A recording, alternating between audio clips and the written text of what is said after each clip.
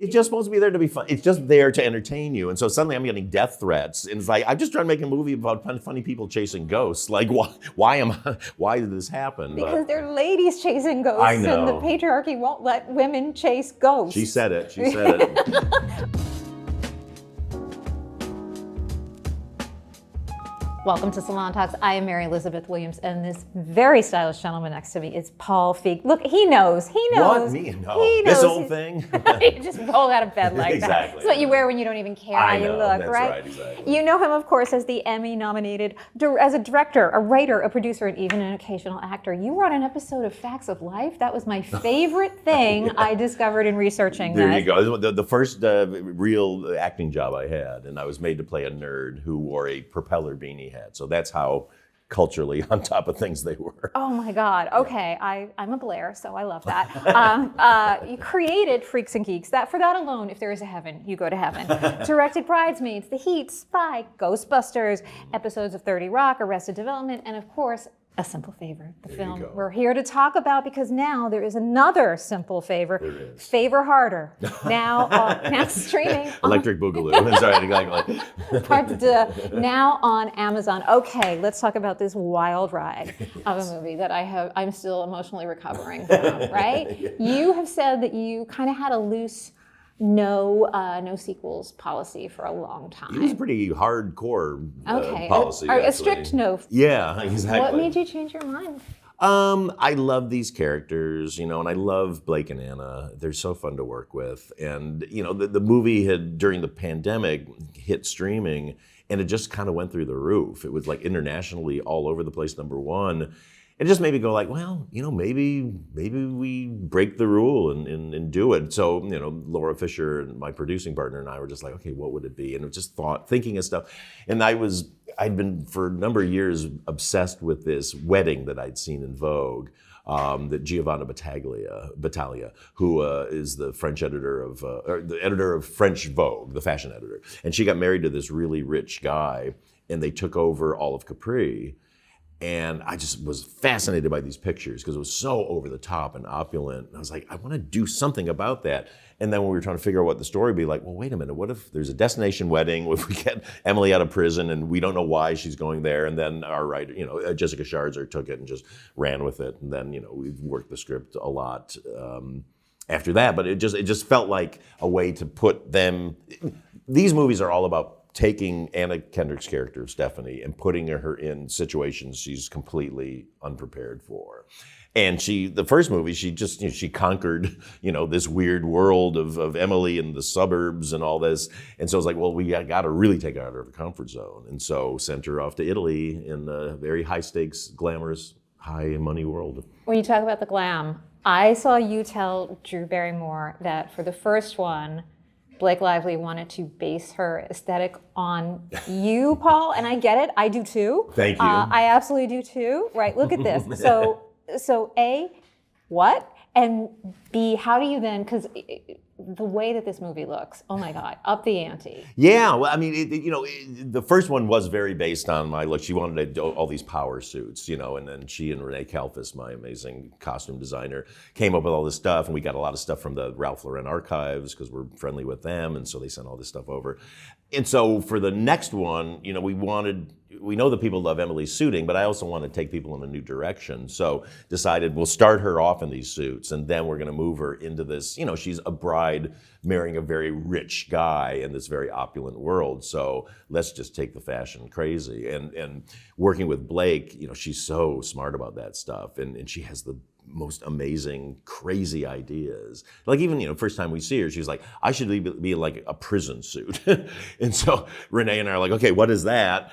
And then Renee went with her designers and found this kind of beautiful striped kind of suit. And then Blake added all these like shackles, like shackled jewelry and handcuffed earrings and stuff like that. And so it's that kind of thing. And and there's a whole wedding sequence where Blake's like, I want my wedding dress to be latex. It's like, okay. And they put together this amazing wedding dress with the bloody veil. With the blood. Yeah, which again, that was Blake's idea. She goes, we should have blood on the end. It's like, awesome. So, I mean, she's so smart at that stuff. It's pretty wild. And then there are some new characters this time around, which is also super fun. Tell me a little bit about some of the new people we have in this time around, because you've got a A+ list. I really do. I'm very lucky. I mean, we wrote a role for Allison Janney. I love Janney, and she was in Spy, and we've become fast friends ever since then. And I was just like, I have to get Janney in this movie. And so we came up with this character of Aunt Linda for her. And then it looked like she wasn't gonna be able to do it because of her schedule, because she's working constantly. And at one point, it's like, well, we can't get her. We'll have to get somebody else. I was like, wait, no, come on. We're showbiz. We're Hollywood. We can make things work. So we rearranged the entire schedule just to get her there. And so thank goodness she's there. And then, Jean Smart, she's the only original cast member who couldn't make her schedule work. And so Elizabeth Perkins is a pal. I worked with her on Weeds for years, and then she was in Ghostbusters, and we've just been buddies. And she came in and took over the role that Jean Smart does, and just crushes it. She's so funny. And then we have our Italians, our wonderful Michele Morone, who's playing Blake's fiance, and then the legend that is Elena Sofia Ricci. We got to have her in the movie as his mom, and then Lorenzo D'Amore, and it was really fun casting all these Italians. I had done a movie called I Am David, very unsuccessful film, by the way, back in 2002, and we shot it in Bulgaria, but it was supposed to take place in Italy. So I had cast a lot of Italian actors back then, and kind of learned how to figure out who can really speak the language and who can kind of adapt it and all that. And so it was just really fun. And then we shot in Italy. So now that you've broken your no sequels rule, is this going to be a trilogy? Is this going to be like a Matrix kind of a situation? I mean, it could be. I know exactly. I still want to stick to my no sequels rule, but now that we've done it, threequel. Right. There's no threequel rule in my company. So we set it up definitely where it could continue. I just love Blake and Anna, and it's just so fun to work with them.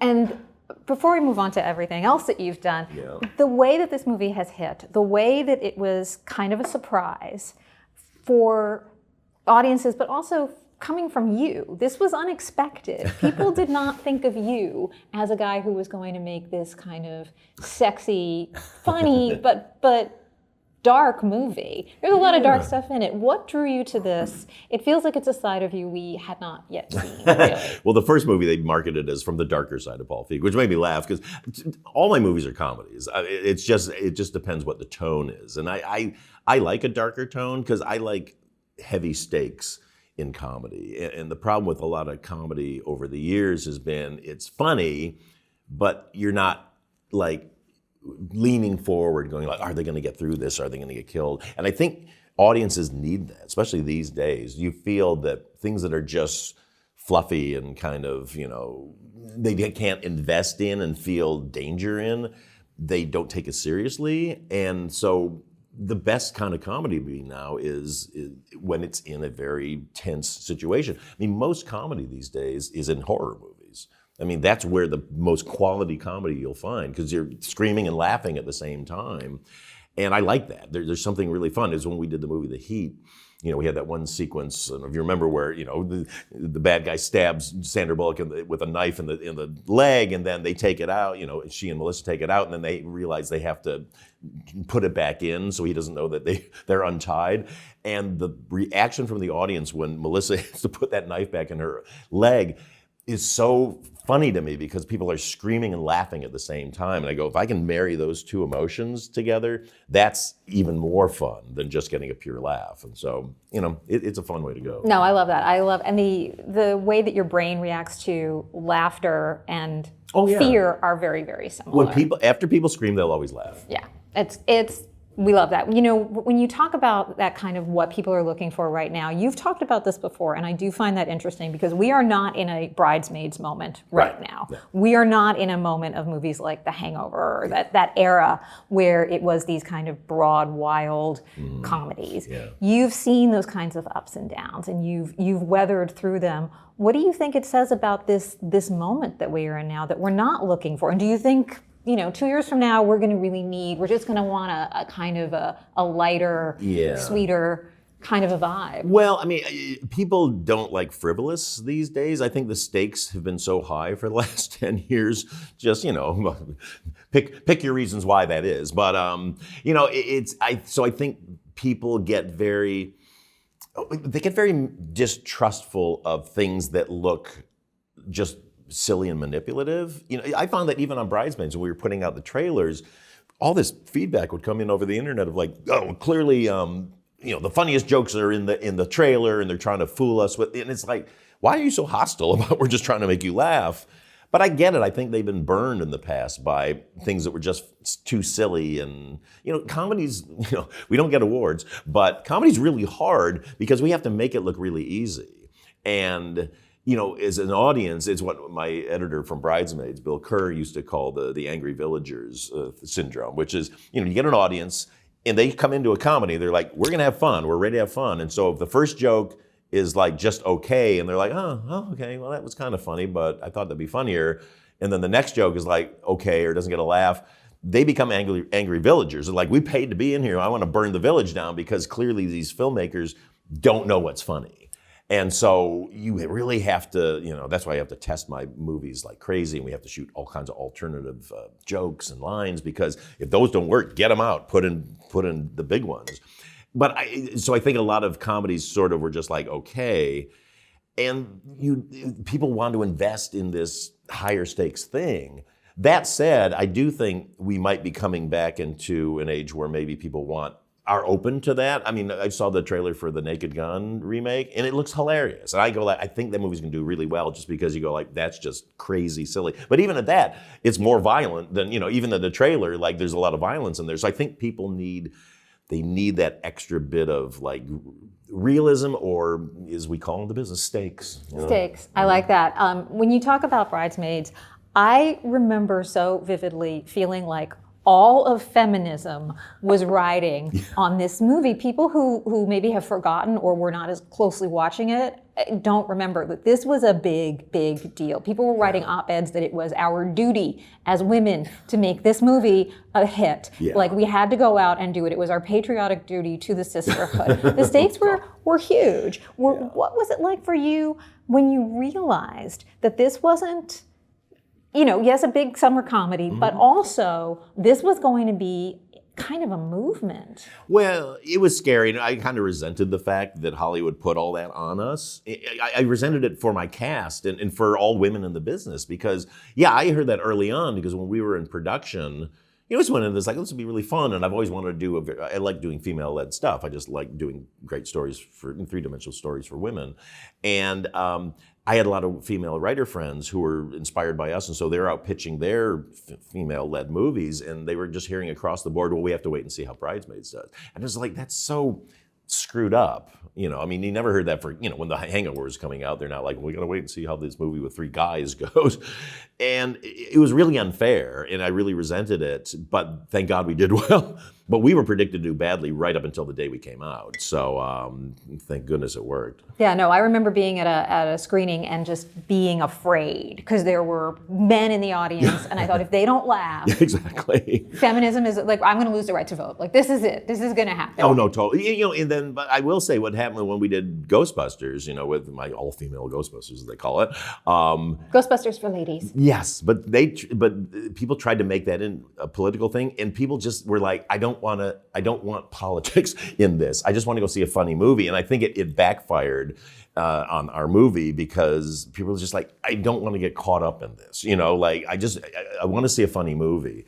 And again, you keep thinking the business is moving forward, but I mean, look what's happening right now with the women's movement. Like, I thought Me Too and all that stuff, we were still moving forward so much, and now things are rolling back, and it's really depressing, because I'm old enough to remember when in the 70s, when the feminist movement felt like, okay, we're off and running, and then it dials back, and it's really screwed up. It's really screwed. It is. It is. Well, that's the short diagnosis. Yeah. When you talk about that the backlash to Ghostbusters or other projects you've done, you've had huge success. No one could say you are not a successful guy, but you have also had disappointments.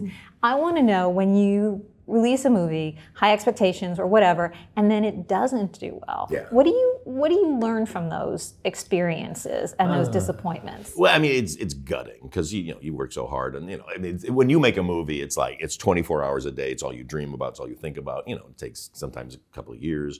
The lessons you learn are really, it becomes, why did this not work? Which sounds very broad, but like with Ghostbusters, like I think it got so caught up in politics, but that wasn't even something that we brought to it. That was external.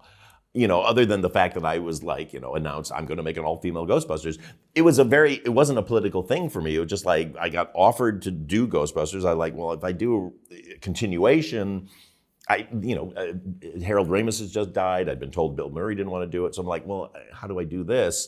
I was like, let's just reboot it and start it again. All my movies are filled with funny women. Let me just cast all the funny women I know. That was it. That was the only politics behind it. And then suddenly, just the world blew up. I mean, it was 2015, 16, and so things were very tense around then with Trump coming in and all the kind of the bro sort of backlash and stuff, and Gamergate was going on. And so it was a very hostile environment at that point.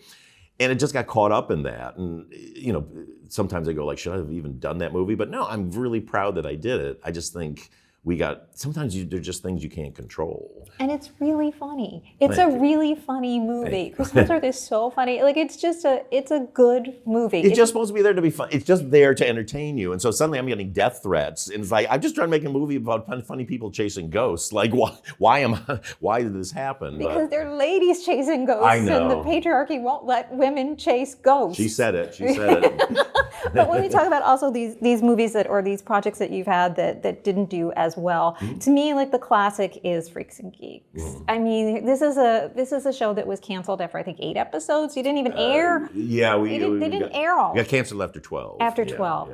Yeah. And yet, it is this springboard for Judd Apatow, for actors like Seth Rogen, Busy Phillips, Linda Cardellini. I could go on and on, and we could go on and on. Jason Segel, blah, blah, Dave Franco. I'm going to stop. But you get the point. What do you think it was? I want to know first what that experience is like, where, oh my God, I'm getting a show made. Oh, it's canceled. And now it's like, it's a beloved, it is really an iconic piece of popular culture. Well, that's the salve on it, is that it keeps going. But back then it was awful because, that was in the days before they were putting out TV shows on DVD. And, so if you didn't have a show that went 100 episodes, once it was gone, it was gone. It was just, there was nowhere to see it. And, some people coming up, oh, I heard that was really good. But it's gutting. We could tell that it was sliding down. When we came out, we got the most amazing reviews ever. So just like, oh my God, we won. And our opening night, we had these really big ratings, even though we were on Saturday night, which is a bad night for us for that kind of show. But then the ratings even dropped halfway through the pilot because we end the second act with Eli, the handicapped kid in the school, like breaking his arm and screaming in pain on the ground. I think audience was like, okay, I can't deal with this. But it was really hard for me when it got canceled, yet I kind of saw the writing on the wall. And then my mother died like 2 days before we got canceled. So like out of the blue. And so I think when that happened, when we got canceled, it was like, I'm just in tragedy overload. I can't deal with it. But then after that, the aftermath is really sad because, when you create something and create these characters and have actors come in and flesh them out so well, you've like created a family. And then suddenly it's like, okay, your family's gone, and you're like, what? And you can't keep these stories going, and you can't keep writing for these people, and it's really sad. And it's, I think that is also, to me, it's the start of what I think of as a very Paul Feig kind of a dynamic. You're very good at getting people together who seem really natural together, like the chemistry in A Simple Favor. To me, there's a through line from Freaks and Geeks there. Yeah. What is, like, how does that come together? Obviously, it's the casting director's job, but also you as a director cultivating that kind of familiarity, that intimacy. Yeah. Well, I mean, it's something like Freaks and Geeks is working very close with, Allison Jones, our casting director, and just throwing the doors open wide. You just have to have everybody come in, see every kid, every, actor you can, just to kind of see who, you're not, the mistake a lot of people make is they cast to the script, meaning, how do the people say these lines that we've written for them? And they don't quite look like I imagine the character to look. And when you do that, somebody could come in, I've heard so many times, like, oh my God, they were so good, but they're just not quite right for the role. And like, rewrite the role to keep that person, because you want these people who are coming in who are not just good actors, but are going to inspire you, and they're going to have an inner life that will go beyond what you've written on the page. And so that's kind of how I cast everything, and now these days when I'm working with big stars, obviously I'm not auditioning, Blake Lively and Anna Kendrick or, anybody else, Sydney Sweeney, whoever I'm working with at the time. So you're kind of assigned not assigned, you want them, but you kind of get them going like, I hope this works. And what I found is at a certain level, actors just are able to have chemistry with each other. And sometimes you run across and you're like, oh boy, this isn't quite working. But I found, you kind of have an inner instinct on like who's gonna mesh. And then you kind of go from there. But, I've had plenty of projects where like the first day on the set, I'm like, hope this works, and like you get right into the first take and you're like, wow, it's magical. So it's a really hard to define magical thing, but boy, you're so happy when you find it. And it doesn't happen for it doesn't happen for, like, I've seen other movies where like, I can tell these people aren't clicking. So there is something else about the environment that you're creating there. You talk about Sydney Sweeney.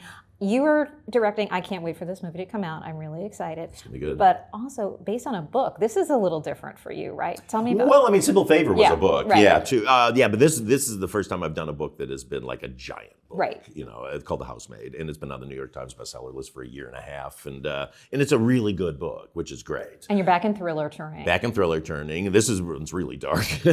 But at the same time, I still consider all my movies to be comedies. Just some are really, really dark comedies. How we like them. Yeah, exactly. And it's, Sydney Sweeney is a dream to work with. Amanda Seyfried is a dream to work with. Brandon Sklenar is so wonderful. I really am very lucky. I do a lot of research too, before I cast somebody, just find out what's their reputation. But you have to dig deep, because I've been told sometimes, somebody, oh, don't work with them, they're terrible. And I'll call other people just to find out, like, were they terrible in general, or are they terrible because you didn't handle them well? And handle it's a diminutive word. You do not work with them well. Because actors, I was an actor for 15 years. It's a very tough job. You're so exposed and you're so dependent on the director. And I can make anybody look terrible if I wanted to, by just picking the wrong takes and giving them an over-the-top direction, or giving them a bad direction, or shooting them incorrectly. And so the trust has to be so high. And so you have to go into these projects being like, I'm on your side. What can I do to make you better? How can I create a safe environment for you? That's the biggest part of my job. Is how do I create a safe environment where you can try anything, you can mess up, and they'll know I'm not going to use it if it doesn't work. Or I'll use something that they don't think is good, but if I test it with an audience and people love it, then I'm going to put it in, and they'll see why it's in there. And I like to push them past their comfort level too. You make it sound easy. You make it sound so easy. I want to ask you one more thing, because you wrote a book about cocktails. You are a cocktail guy. Is that a martini glass signet ring? It is. It's my designed myself. Exactly. Oh my God. So you are, as someone who knows very little, you are the king. You have Blake Lively making the Vesper martini exactly the way that you make it. I know, because I've watched you do it. There you go. What is the secret to a good martini, so that I can go home, at 10 in the morning and just start stirring my. Those are the best martinis. Absolutely. That's what they do. That's what they do in this movie. No spoilers, but there is a 10:30 a.m. cocktail hour in this film. Because it's not 10 a.m. in Capri. Not at all. The secret has to be very cold. Freeze your glasses. It has to be very dry. And look, everybody's personal taste. So, my friend Alessandro Palazzi, who's the famous bartender at Duke's in London, says anybody who says they make the best martini is an imbecile, because everybody's got different tastes. But as far as I'm concerned, just a drop of vermouth stir it or shake. I like a stirred martini. You can shake it, but don't shake it like you're trying to kill something inside the shaker. You're supposed to roll it, because you don't want a cloudy ice chip filled martini, but you want to be very cold. So get it really cold. And then a giant twist. You have to, not those little curly Q twists that they do sometimes, those are worthless. You want a big giant twist, because you have to express the oil from the skin on top of the drink, and then rub it on the edges, the lip, and drop it in, and you've got a perfect, beautiful martini.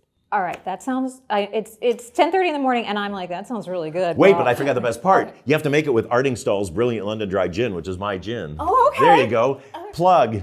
You'll cut that out. Oh, absolutely will not. Thank Paul you. Feig, the movie, is another simple favorite. It is so fun and dark and weird and sometimes upsetting. I loved all of it. All the above, exactly. All of the above. Thank you so much. It's been an absolute pleasure. Thank you. You can So watch it wonderful. on Amazon. Yep, starting May 1st. It's on there, streaming right now. Thank you. Thank you for watching Salon Talks. If you had a good time, why not subscribe right over here so you can get more conversations with your favorite artists, actors, directors, writers, comedians, musicians, politicians, everybody you love, and I love too. And while you're here, why not watch another video right now?